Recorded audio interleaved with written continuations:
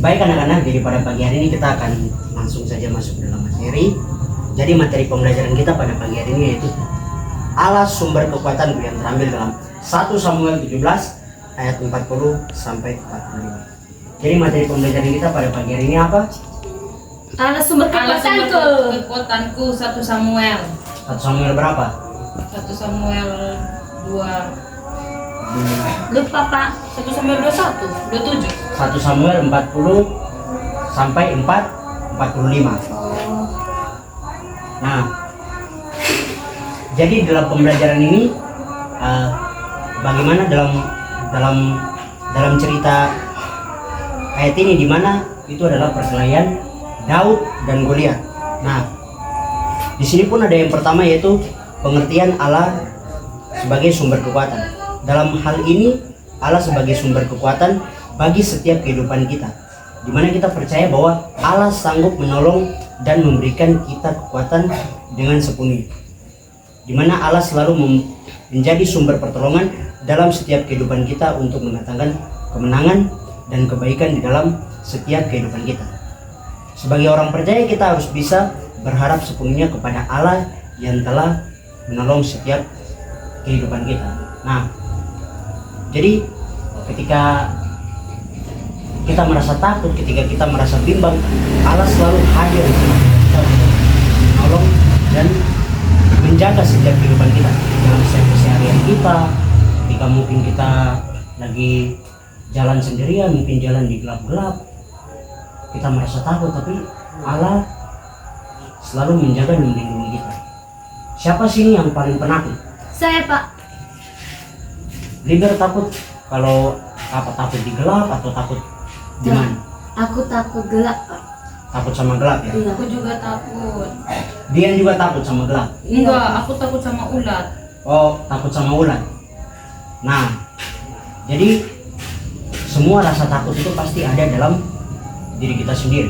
Tetapi kita harus bisa percaya bahwa ketika mungkin kita jalan di gelap-gelap seperti Liber tadi katakan, kita jangan sampai takut bahwa Allah selalu menjaga dan melindungi kita. Nah, kita belajar dari satu kisah di dalam Alkitab yaitu Raja Daud. Kita belajar dari Raja Daud yang menaruh setiap permasalahan di dalam tangan Allah yang selalu menolong Daud setiap saat. Dari hal itu, Allah menjadi sumber kekuatan bagi Daud di mana ketika Daud melawan Goliat. Nah, dalam 1 Samuel 17 ayat 40 sampai 45 perkelahian Daud dan Goliat. Dalam cerita ini bagaimana Daud mengambil tongkat di tangannya dan dipilihnya dari dasar sungai 5 batu yang licin dan ditaruhnya di dalam kantung gembala yang dibawanya. Tetapi orang Filistin menunjukkan pandangan kepada Daud serta menghina Daud itu karena masih muda. Jadi orang-orang Filistin pada saat itu mereka mempunyai seorang yang namanya Goliat. Goliat itu sangat besar sekali, dia tinggi, tidak tahu tingginya itu sangat tinggi, dan dia mau melawan Daud pada saat itu. Dan Daud ini orangnya sangat kecil sekali. Nah, kemudian orang Filistin itu berkata, "Anjingkah aku, maka engkau mendatangi aku dengan tongkat." Lalu para Allah orang Filistin itu mengutuki Daud. Sampai-sampai mereka mengutuki Daud. Mereka berkata bahwa, "Anjingkah aku sampai engkau mau mendatangi aku dengan tongkat saja?" Tetapi Daud berkata kepada orang Filistin itu, "Engkau mendatangi aku dengan pedang dan tongkat, tapi aku mendatangi engkau dengan nama Tuhan Allah Israel yang kau taruh." Jadi ketika Daud dia ingin melawan Goliat, dia datang dengan yang namanya nama Allah. Dia membawa nama Allah dalam setiap permasalahannya dia, dalam setiap apa yang dia mau bawa ketika dia mau melawan Goliat itu. Nah, dari cerita yang kita dapat dari perkelahian Daud dan Goliat, dalam hal ini Daud sangat diremehkan, bahkan dihina oleh orang Filistin. Dan juga karena Daud yang dilihat masih sangat muda, maka orang Filistin itu menghina. Jadi di sini Bapak mau menekankan bahwa ketika mungkin kita masih kecil, ketika mungkin kita masih muda, jangan sampai ada orang yang meremehkan kita karena kita masih sangat kecil. Tetapi Allah mau memakai setiap kehidupan kita. Allah tidak memandang seberapa umur kita, seberapa besar badan kita, tetapi Allah mau memakai setiap kehidupan kita. Dan lanjut lagi ke dalam materi, dan meremehkan Daud. Dalam cerita ini bagaimana Daud percaya bahwa Allahnya orang Israel bisa mengalahkan orang Filistin yang menghina bangsa Israel. Nah, jadi dalam cerita ini bagaimana Allahnya orang Israel itu pasti bisa mengalahkan Allahnya orang Filistin. Karena pada saat itu orang-orang Filistin mereka sangat meremehkan bangsa Israel, dan bangsa Israel mereka sangat ketakutan sekali ketika menghadapi bangsa Filistin pada saat itu, karena bangsa Filistin mempunyai seorang yang bernama Goliat pada saat itu. Dan juga Daud percaya bahwa Allah adalah sumber kekuatan bagi bangsa Israel. Daud menaruh semua kepercayaan dan semua kekuatan itu kepada Allah yang memberikan kekuatan kepada bangsa Israel. Nah, 3 hal yang kita ambil dari kisah Daud dan Goliat. Yang pertama yaitu Daud percaya bahwa Allah adalah sumber kekuatan. Jadi dalam cerita ini bagaimana Daud dia percaya bahwa Allah itu mampu memberikan kekuatan buat dia dan juga buat orang-orang Israel pada waktu itu. Begitu pula juga dalam kehidupan anak-anak pada masa sekarang.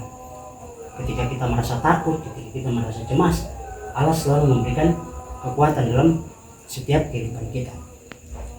Goliat sangat meremehkan Daud dan bangsa Israel. Goliat ini orang yang sangat angkuh, di mana dia meremehkan Daud dan bangsa Israel, di mana bangsa pilihan Allah pada saat itu. Akhirnya kan dia ceritanya dia kalah melawan Daud dan juga bangsa Israel pada saat itu. Nah, begitu juga pula dalam kehidupan kita. Jangan sampai kita merasa sombong atau tinggi hati ketika kita melihat mungkin adik tingkat kita, ketika kita mungkin melihat orang-orang yang di bawah kita. Jangan sampai kita sombong kepada mereka, tapi kita harus memiliki hati yang rendah hati. Kemudian yang ketiga yaitu Daud dekat kepada Allah. Jadi di sini kita belajar bagaimana Daud itu adalah orang yang sangat dekat kepada Allah. Ketika dia mengembalakan domba, dia menjaga domba-dombanya supaya tidak dimakan oleh hewan-hewan buas pada saat itu. Dan dia sangat setia sekali untuk mengembalakan dombanya. Tetapi dia juga sangat dekat kepada Allah. Maka dari itu Allah mau memakai dia untuk bisa mengalahkan bangsa Filistin, yaitu Goliat. Nah, jadi pembelajaran kita pada pagi hari ini, bagaimana kita belajar dari seorang yang bernama Daud. Karena dia selalu ingin menaruh setiap harapan, menaruh setiap permasalahan yang ada kepada Allah. Itu dia percaya bahwa Allah sebagai sumber kekuatan di dalam setiap kehidupannya. Nah, pembelajaran kita pada pagi hari ini mungkin selesai. Nanti kita akan lanjutkan di pertemuan minggu depan hari Jumat seperti biasanya. Oke, terima kasih.